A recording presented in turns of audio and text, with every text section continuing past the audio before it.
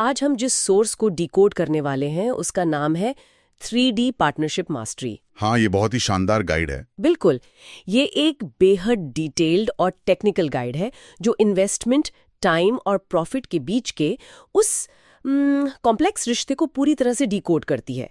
इस चर्चा का हमारा मेन मिशन उस गोल्डन इक्वेशन यानी सुनहरे समीकरण को समझना है। और वो समीकरण दुनिया के हर छोटे बड़े बिजनेस की नींव है ना? हाँ, एग्जैक्टली। हम ये देखने वाले हैं कि समय, पैसा और किसी के द्वारा किए गए काम का मूल्यांकन एक जटिल स्ट्रक्चर में कैसे किया जाता है। तो इसके बुनियादी ढांचे से शुरू करें। बिल्कुल। देखिए, इस विषय की गहराई में जाने से पहले हमें उस बुनियादी फ्रिक्शन को समझना होगा जो हर पार्टनरशिप में होता है।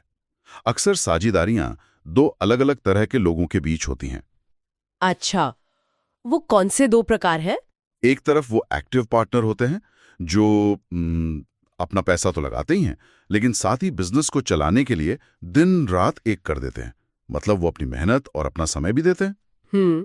और दूसरी तरफ वो स्लीपिंग पार्टनर या निष्क्रिय साझेदार होते हैं जो सिर्फ अपनी कैपिटल या पूंजी लगाते हैं और रोजमर्रा के कामकाज में कोई दखल नहीं देते। हाँ, जो लोग बिजनेस की दुनिया को फॉलो करते हैं वो इन शब्दों से भली भांति परिचित हैं, लेकिन मुझे लगता है कि असली समस्या तब खड़ी होती है जब इन दोनों का मूल्यांकन करने की बारी आती है। बिल्कुल, वही सबसे बड़ा चैलेंज है। क्योंकि मतलब स्लीपिंग पार्टनर ने जो कैश लगाया है उसे तो आसानी से गिना जा सकता है ना, वो एक ठोस नंबर है। लेकिन उस एक्टिव पार्टनर के खून पसीने और समय का फाइनेंशियल मूल्य कैसे तय किया जाए? सही सवाल है, और यहीं पर वो गोल्डन इक्वेशन काम आता है जिसके बारे में हमारी सोर्स गाइड बात करती है। तो ये इक्वेशन असल में है क्या? ये समीकरण दिखने में जितना सिंपल है, बिजनेस की दुनिया में इसका असर उतना ही गहरा है।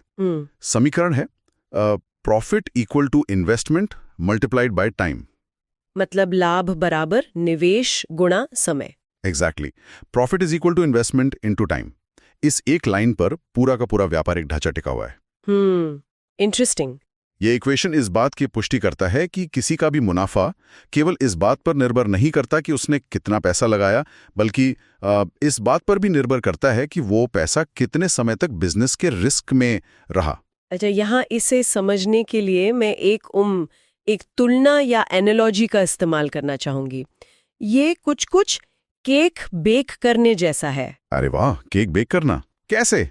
हाँ, मतलब मान लीजिए कि इन्वेस्टमेंट यानी आपका पैसा वो सामग्री है जो आप केक के घोल में डालते हैं, और टाइम वो ड्यूरेशन है जिसके लिए आप उस केक को ओवन में पकने के लिए रखते हैं। बहुत बढ़िया तुलना है।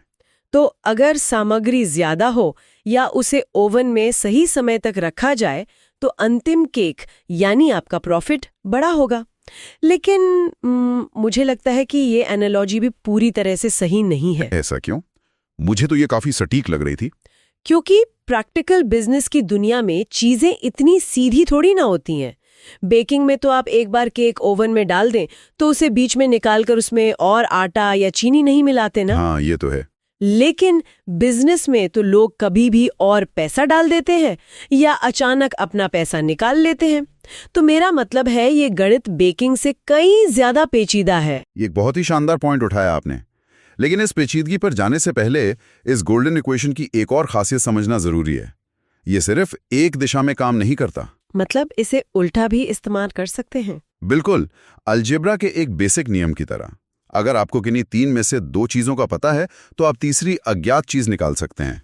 अच्छा, जैसे अगर प्रॉफिट और इन्वेस्टमेंट पता हो तो टाइम निकाल सकते हैं? हाँ, एकदम सही। अगर ये पता है कि प्रॉफिट कितना हुआ और इन्वेस्टमेंट कितना था, लेकिन ये नहीं पता कि पैसा कितने समय के लिए लगाया गया था, तो प्रॉफिट को इन्वेस्टमेंट से भाग देकर टाइम निकाला जा सकता है। Time is equal to profit divided by investment. इसका एक बहुत ही दिलचस्प एग्जाम्पल सोर्स में दिया गया है जो इस बात को बिल्कुल साफ कर देता है। हाँ, वो X, Y और Z वाला उदाहरण। हाँ, वही। उसमें 3 पार्टनर्स हैं, X, Y और Z। X ने 4,000 रुपए का इन्वेस्टमेंट किया, Y ने 6,000 और Z ने 8,000। लेकिन उनके इन्वेस्टमेंट का टाइम बिल्कुल अलग अलग है। बिल्कुल, और यहीं पे सारा खेल बदल जाता है। हाँ, एक्स का पैसा 3 साल तक रहा, वाई का 2 साल तक और जेड का पैसा पूरे 4 साल तक बिजनेस में लगा रहा। तो यहाँ हम सीधे सीधे उस गोल्डन इक्वेशन यानी इन्वेस्टमेंट इनटू टाइम का इस्तेमाल करते हैं। एक्स के लिए 4000 गुणा 3 यानी 12000। और वाई के लिए 6000 गुणा 2 वो भी 12000 हुआ। एग्जैक्टली। और जेड के लिए 8000 गुणा 4 यानी 32000। अब अगर हम 12000, 12000 और 32000 के इस रेशियो को और सिंपल करें तो यह 3, 3 और 8 बन जाता है। मतलब 3:3:8। ओ समझ गई। अब मान लीजिए कि इन सालों के अंत में बिजनेस ने कुल 56,000 रुपए यानी 56,000 का प्रॉफिट कमाया। तो अगर हमें इसमें वाई का हिस्सा निकालना हो तो ये बहुत आसान हो जाता है। कुल रेशो के हिस्सों को जोड़ें, 3 + 3 + 8 यानी कुल 14 यूनिट्स। सही कहा, 14 यूनिट्स। अब ये 14 यूनिट्स 56,000 रुपए के बराबर है, तो एक यूनिट की वैल्यू हुई 4,000 रुपए। चूंकि वाई का हिस्सा 3 यूनिट्स है तो 3 गुना 4,000 मतलब 12,000 रुपए वाई की जेब में जाएंगे। बिल्कुल, ये गणित का वो हिस्सा है जो कागज पर बहुत साफ सुथरा लगता है, लेकिन जैसा कि आपने अपनी केक वाली एनोलॉजी में पहले ही एक डाउट जाहिर किया था, रियल वर्ल्ड इतना आइडियल नहीं होता। वही तो, क्या होता है जब कोई पार्टनर अचानक घबराकर अपना पैसा बीच में ही निकाल लेता है, या मान लीजिए कोई नया इन्वेस्टर बीच में बहुत सारा कैश लेकर आ जाता है। हाँ, और यहीं पर हमारी गाइड डायनामिक टाइमलाइंस या बदलती समय सीमा की अवधारणा पेश करती है। इसका सबसे सख्त नियम यह है कि इन्वेस्टिंग की कैलकुलेशन सिर्फ और सिर्फ उन महीनों के लिए की जानी चाहिए जितने समय वो पैसा बिजनेस में एक्टिव रूप से रिस्क में रहा। मतलब फ्यूचर के वादों की कोई गणितीय अहमियत नहीं होती। एकदम नहीं, सिर्फ एक्चुअल एक्टिव टाइम मैटर करता है। इसे एक उदाहरण से समझते हैं जो सोर्स में है। मान लीजिए ए, बी और सी ने एक बिजनेस शुरू किया। ए ने 25,000 रुपए लगाए, लेकिन वो 9 महीने बाद ही बिजनेस से बाहर हो गया। तो उसका पैसा सिर्फ 9 महीने रहा। हाँ, बी ने 50,000 लगाए और वो पूरे 12 महीने टिका रहा। और सी बिजनेस शुरू होने के 7 महीने बाद 30,000 रुपए लेकर आया। इसका मतलब है कि सी का पैसा केवल अंतिम 5 महीनों के लिए ही एक्टिव रहा है ना? बिल्कुल सही। यहाँ ये देखना बहुत जरूरी है कि हम कड़ाई से केवल एक्टिव महीनों को ही गुणा करेंगे। तो ए का कंट्रीब्यूशन हुआ 25,000 गुणा 9 यानी 225। हाँ, और बी का हुआ 50,000 गुणा 12 यानी 600, और सी का हुआ 30,000 गुणा 5 यानी 150। अच्छा, तो उनका फाइनल प्रॉफिट रेशियो 225, 600 और 150 होगा, जिसे सिंपल करने पर 3, 8 और 2 मिलता है। एग्जैक्टली। ठीक है, टाइमलाइन का बदलना तो समझ आता है कि जितने महीने पैसा रहा उतने से गुणा कर दो। लेकिन तब क्या होता है जब टाइम वही रहे लेकिन लोग अपनी कैपिटल के अमाउंट में चेंज कर दें? हाँ, जिसे सोर्स कैपिटल ऑल्ट्रेशन या पूंजी में बदलाव कहता है। इसके लिए गाइड में 2 तरीकों का जिक्र है। एक है फेज्ड मेथड और दूसरा है स्मार्ट अप्रोच। फेज मेथड और स्मार्ट अप्रोच। तो फेज मेथड कैसे काम करता है? फेज मेथड थोड़ी लंबी प्रोसेस है। मतलब मान लीजिए किसी ने 40,000 से शुरुआत की और 6 महीने बाद उसमें 20,000 और डाल दिए। ओके। तो फेज मेथड में पहले 6 महीने का एक अलग रेशो निकाला जाता है और अगले 6 महीने की नई कैपिटल का अलग रेशो, फिर दोनों को जोड़ा जाता है। ये तो थोड़ा लंबा लग रहा है। हाँ, इसीलिए बिजनेस की तेज रफ्तार दुनिया में स्मार्ट अप्रोच ज्यादा कारगर है। तो ये स्मार्ट अप्रोच काम कैसे करती है? इसके पीछे का लॉजिक क्या है? इसका लॉजिक पैसे को यूनिट्स ऑफ टाइम के रूप में देखने पर बेस्ड है। मतलब अगर 1 लाख रुपए 12 महीने के लिए इन्वेस्ट किए गए हैं, तो मैथमेटिकली उसका इम्पैक्ट वैसा ही है जैसे 12 लाख रुपए 1 महीने के लिए इन्वेस्ट किए गए हों। ओह अच्छा। इसलिए स्मार्ट मेथड में हम पुरानी कैपिटल को उतने महीनों से गुणा करते हैं जितने महीने वो अकेली रही, और फिर नई बदली हुई कैपिटल को बचे हुए महीनों से गुणा करके उसी इक्वेशन में जोड़ देते हैं। यानी अगर एक्स ने 40,000 लगाए और 6 महीने बाद 20,000 और डाल दिए, तो हम लिखेंगे 40,000 गुणा 6 प्लस 60,000 गुणा 6। बिल्कुल। पुरानी कैपिटल 6 महीने रही और नई टोटल कैपिटल मतलब 40 + 20 यानी 60,000 वो अगले 6 महीने रही। ये कैलकुलेशन को एक ही लाइन में समेट देता है और बहुत टाइम बचाता है। हाँ, ये तो है, लेकिन यहाँ एक प्रैक्टिकल प्रॉब्लम आ सकती है। क्या? ये तो सीधे सीधे नंबर्स थे ना, 40,000, 20,000, लेकिन बोर्डरूम मीटिंग्स में या रियल फाइनेंशियल स्टेटमेंट्स में लोग परसेंटेजेस में बात करते हैं। कैपिटल 33.3% बढ़ा दी है या किसी ने 50% निकाल ली है, तो क्या ये गणित बहुत भारी नहीं हो जाएगा? बिल्कुल हो जाएगा अगर आप इसे ट्रेडिशनल तरीके से करें। हाँ, मतलब हर महीने बैठकर ये मुश्किल अलजेब्रा हल करना तो किसी बुरे सपने जैसा लगता है मुझे। ये एक बहुत ही वाजिब डर है। अगर कोई इसे पॉइंट वाले डेसिमल्स और परसेंटेज में उलझकर हल करने की कोशिश करे तो वो पक्का खो जाएगा। लेकिन हमारी सोर्स गाइड इस कॉम्प्लेक्स परसेंटेज शिफ्ट से निपटने की एक बहुत ही शानदार टेक्निक समझाती है। अच्छा, वो टेक्निक क्या है? सीक्रेट ये है कि स्पीड और एक्यूरेसी के लिए परसेंटेज को हमेशा फ्रैक्शंस यानी भिन्नों में बदल दिया जाता है। परसेंटेज को फ्रैक्शन में? ये काम कैसे करता है? क्या ये सच में कैलकुलेशन को आसान बनाता है? पूरी तरह से। इसे ऐसे समझिए, मान लीजिए ए, बी और सी का स्टार्टिंग इन्वेस्टमेंट रेशियो 2, 3 और 5 है।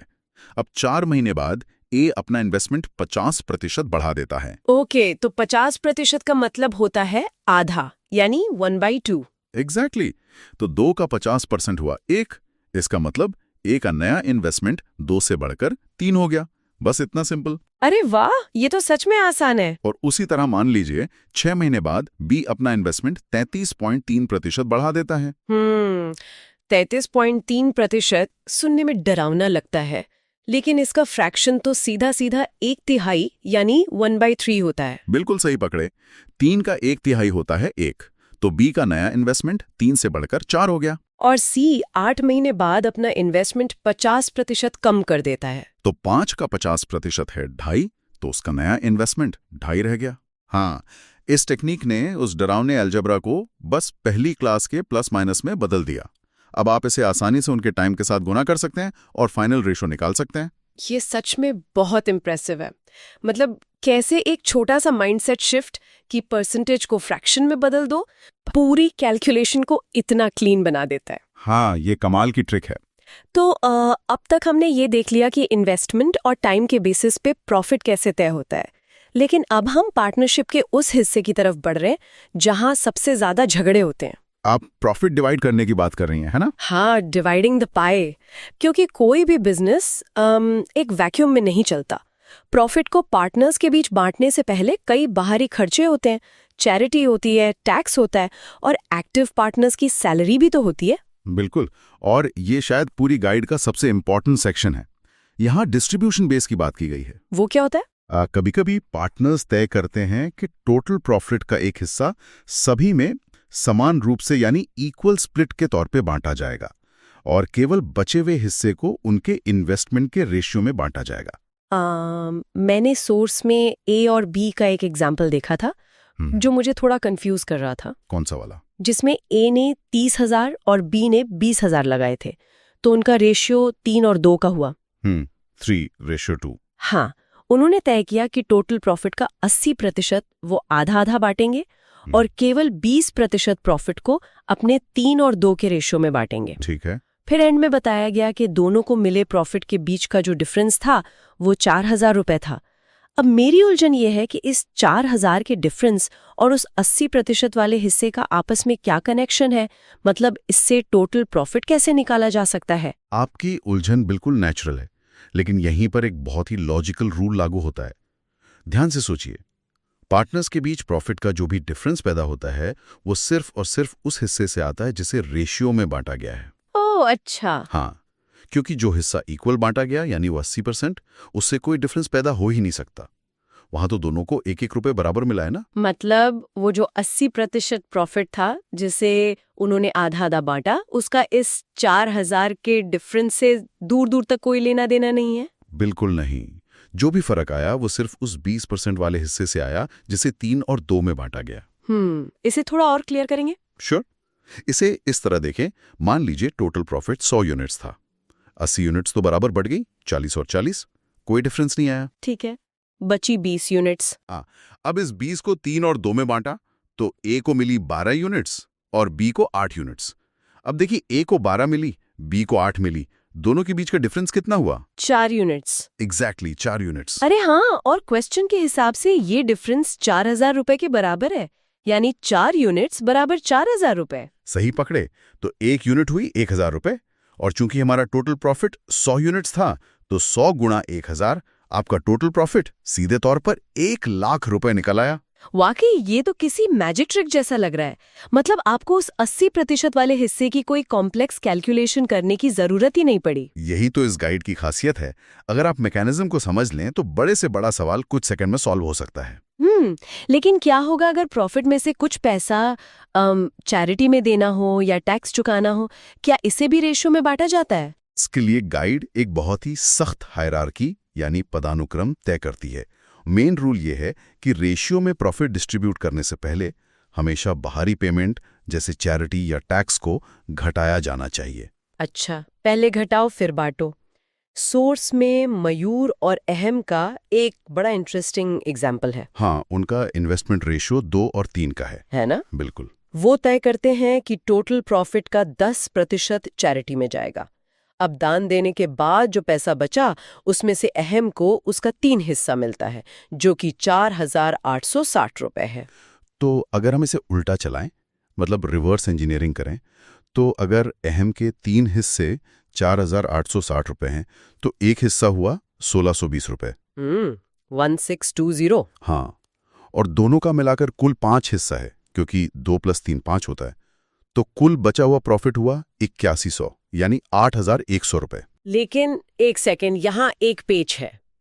ये 8100 रुपए टोटल प्रॉफिट तो नहीं है ना? ये तो वो पैसा है जो 10% चैरिटी देने के बाद बचा है। बिल्कुल सही एनालाइज किया आपने। इसका मतलब है कि ये 8100 रुपए ओरिजिनल प्रॉफिट का केवल 90% है। ओह हाँ। तो अगर 90% हिस्सा 8100 के बराबर है तो 100% यानी चैरिटी से पहले का टोटल प्रॉफिट 9,000 रुपए होगा। ये एकदम साफ करता है कि पहले बाहरी खर्चे हटाओ फिर बांटो। समझ गए।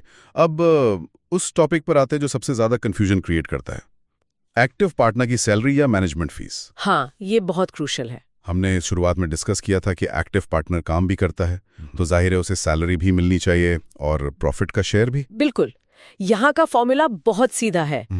Total received is equal to salary plus profit share. मतलब कुल प्राप्ति बराबर होती है सैलरी और प्रॉफिट के हिस्से के जोड़ के। तो इसका कोई एग्जांपल, मान लीजिए नासिर एक एक्टिव पार्टनर है और रोहित स्लीपिंग पार्टनर है। उनका इन्वेस्टमेंट रेशियो 5 और 6 है। टोटल प्रॉफिट 880 रुपए हुआ। ठीक है। लेकिन चूंकि नासिर बिजनेस चला रहा है तो वो तय करता है कि वो टोटल प्रॉफिट का 15% मैनेजमेंट फीस के तौर पे लेगा। तो वो चैरिटी वाले रूल की तरह ही सबसे पहले नासिर 880 का 15% निकाल लेगा? जी हाँ, 880 का 15% होता है 132 रुपए। ये पैसा सीधे नासिर की जेब में चला गया एक सैलरी के रूप में। ओके, तो अब 880 में से 132 गए तो बचे 748 रुपए। एग्जैक्टली। अब इस बचे हुए 748 रुपए को उनके इन्वेस्टमेंट रेशियो यानी 5 और 6 में बांटा जाएगा। नासिर को इस बचे हुए प्रॉफिट में से 5/11 हिस्सा मिलेगा, जो कि 340 रुपए होता है। अच्छा, तो नासिर को टोटल कितना मिला? 132 उसकी सैलरी प्लस 340 उसका प्रॉफिट शेयर, तो टोटल हुआ 472 रुपए। एक्टिव पार्टनर को हमेशा ये डुअल इनकम मिलती है। ये तो एकदम क्लियर है। लेकिन यार सोर्सेज में पी और क्यू का एक एग्जाम्पल है जिसे पढ़ते हुए मुझे लगा जैसे मैं कोई मिस्ट्री सॉल्व कर रही हूँ। अच्छा, ऐसा क्या था उसमें? मैं इसे हिडन सैलरी या छिपा हुआ वेतन कहती हूँ। मतलब जब मैंने पहली बार उन नंबर्स को देखा तो मुझे लगा कि शायद पब्लिशर से कैलकुलेशन में कोई टाइपो हो गया है। आप उस केस की बात कर रही हैं जहां पी और क्यू ने 1.5 लाख और 4.5 लाख रुपए की कैपिटल लगाई थी। हाँ, बिल्कुल वही। अब देखिए, 1.5 लाख और 4.5 लाख का मतलब है कि उनका इन्वेस्टमेंट रेशियो 1 और 3 का है। 1:3। राइट। अब साल के एंड में टोटल प्रॉफिट हुआ 2 लाख रुपए। अब अगर हम सीधे रेशियो के रूल से चलें तो पी का हिस्सा 1/4 यानी 1/4 होना चाहिए। हाँ, लॉजिकली तो यही बनता है। तो 2 लाख का 1/4 हुआ 50,000 रुपए। लेकिन फिर गाइड बताती है कि पी को असल में 90,000 रुपए मिलते हैं। हाँ, और यहीं पे आमतौर पर लोग सिर खुजलाने लगते हैं कि भाई ये एक्स्ट्रा पैसा कहाँ से आ गया। बिल्कुल। मतलब मैं रुकी और मैंने सोचा उसे 50,000 मिलने चाहिए थे, लेकिन वो 90,000 घर ले जा रहा है। क्या किसी ने अकाउंट्स में कोई हेरा फेरी की है? फिर आपको क्या समझ आया? फिर मुझे स्ट्राइक किया कि पी एक एक्टिव पार्टनर है, तो ये जो एक्स्ट्रा 40,000 रुपए हैं ये कोई मिस्टेक नहीं है, ये उसकी हिडन सैलरी है। एग्जैक्टली। मतलब टोटल 90,000 की प्राप्ति में से अगर हम उसका 50,000 का वैलिड प्रॉफिट शेयर निकाल दें तो बचा हुआ 40,000 उसकी सैलरी ही तो होगा। ये मैथ के जरिए सच को सामने लाने जैसा था। ये एक बेहतरीन एग्जाम्पल है कि कैसे नंबर्स कभी झूठ नहीं बोलते। अगर आप जानते हैं कि इक्वेशन कैसे काम करता है तो आप फाइनल रिजल्ट देखकर भी पूरी बैक स्टोरी समझ सकते हैं। हाँ, वो तो है। लेकिन देखिए, इतने सारे अलग अलग रूल्स हैं, कंडीशंस हैं, charity, tax, salary, equal distribution और बदलती हुई कैपिटल। उफ, हाँ, लिस्ट तो बहुत लंबी है। किसी भी बिजनेसमैन के लिए इस पूरे जाल में उलझ जाना बहुत आसान है। सच कहूं तो इन सबको एक साथ याद रखना मतलब किसी के लिए भी भारी पड़ सकता है। क्या इसका कोई एक पक्का तरीका है जिससे गलती की कोई गुंजाइश ही ना रहे? बिल्कुल है। इसीलिए गाइड के एंड में इन सभी टुकड़ों को एक साथ जोड़कर एक अचूक सिस्टम दिया गया है। इसे द अल्टीमेट मास्टर फ्रेमवर्क कहा गया है। ओह, मास्टर फ्रेमवर्क। हाँ, ये एक स्टेप बाय स्टेप एल्गोरिथम है जो पार्टनरशिप के किसी भी सिनेरियो को सॉल्व कर सकता है, चाहे वो कितना भी कॉम्प्लेक्स क्यों ना हो। इसके 6 क्लियर स्टेप्स हैं और इस सीक्वेंस का सख्ती से पालन करना होता है। तो ये मास्टर फ्रेमवर्क कैसे काम करता है? इसका सीक्वेंस क्या है? तो पहला स्टेप है, सबसे पहले टोटल जनरेटेड प्रॉफिट को सामने रखें। ठीक है, कुल प्रॉफिट। दूसरा स्टेप, ये देखें कि क्या कोई बाहरी पेमेंट जैसे चैरिटी या टैक्स चुकाना है। अगर हाँ, तो सबसे पहले उसे परसेंटेज के हिसाब से टोटल प्रॉफिट में से घटा दें। ये तो हमने मयूर वाले एग्जाम्पल में देखा था। बिल्कुल। फिर आता है तीसरा स्टेप। अब देखें कि क्या कोई एक्टिव पार्टनर है जिसे सैलरी या मैनेजमेंट फीस देनी है। ओके। अगर हाँ, तो चैरिटी घटाने के बाद जो पैसा बचा है उसमें से उसकी सैलरी घटाएं। तो मतलब बाहरी खर्चे और सैलरी सबसे पहले कटेंगे, प्रॉफिट बांटने से भी पहले। ऐसा क्यों? क्योंकि सोचिए, अगर आप ऐसा नहीं करेंगे तो स्लीपिंग पार्टनर को भी एक्टिव पार्टनर की सैलरी का बोझ उठाना पड़ेगा, जबकि सैलरी बिजनेस का खर्च है, किसी एक पार्टनर का पर्सनल खर्च नहीं। ओह, मेक सेंस। अब आता है चौथा स्टेप। इन सब कटौतियों के बाद जो पैसा बचता है उसे हम रिमेनिंग डिस्ट्रीब्यूटेबल प्रॉफिट कहते हैं। केवल यही वो पैसा है जो पार्टनर्स के बीच रेशियो में बटेगा। ठीक है, फिर पांचवा स्टेप क्या है? पांचवें स्टेप में हम कैपिटल और टाइम की ओर देखते हैं। क्या साल के बीच में किसी ने कैपिटल बदली है? अगर हाँ, तो हमने जो स्मार्ट अप्रोच सीखी थी उसका यूज करके नया रेशियो निकाले। और अगर कैपिटल चेंज नहीं हुई है तो सीधे इन्वेस्टमेंट इनटू टाइम का यूज करें। Got it. और फाइनल छठा स्टेप, इस निकाले गए फाइनल रेशियो में उस डिस्ट्रीब्यूटेबल प्रॉफिट को बांट दें। बस आपका काम हो गया। अगर कोई गलती से भी इस सीक्वेंस को तोड़ दे, मान लीजिए वो सैलरी देने से पहले प्रॉफिट को रेशियो में बांटने की कोशिश करे, तो क्या होगा? तो पूरा मैथमेटिकल स्ट्रक्चर ढह जाएगा। मतलब एक पार्टनर को अनफेयर तरीके से ज्यादा पैसा मिल जाएगा और दूसरे को कम। हाँ, वो तो है। ये मास्टर फ्रेमवर्क सिर्फ एक फॉर्मूला नहीं है, ये बिजनेस ऑपरेशंस का एक लॉजिकल मैप है। ये कंफर्म करता है कि 100% एक्यूरेसी और फेयरनेस बनी रहे। Thanks for watching. Like, share and subscribe for more amazing content.